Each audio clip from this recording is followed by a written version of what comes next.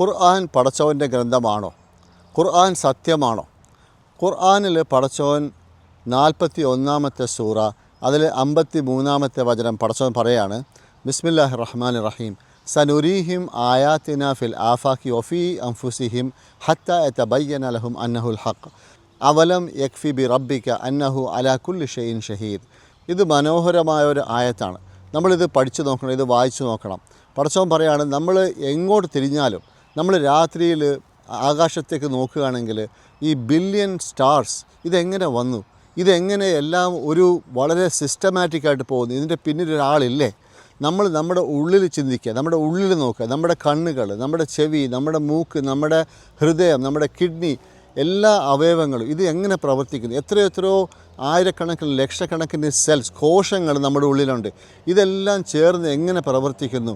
ഇത് നമ്മൾ അന്വേഷിക്കേണ്ട, ആലോചിക്കേണ്ട, നമ്മൾ വിലയിരുത്തേണ്ട സംഭവമാണ്. പടച്ചവൻ പറയാണ്, അങ്ങനെ ചിന്തിക്കാൻ കഴിവുള്ള ആൾക്കാർക്ക് അള്ളാഹു സുബ്ഹാനഹു വ തആല അത് കാണിച്ചു കൊടുക്കും, വ്യക്തമാക്കി കൊടുക്കും. ഈ ഖുർആൻ സത്യമാണ്, അത് അവൻ്റെ പക്കൽ നിന്നും വന്നതാണ്. പടച്ചവൻ നമ്മളെ ആ കൂട്ടരിൽ ഉൾപ്പെടുത്തട്ടെ.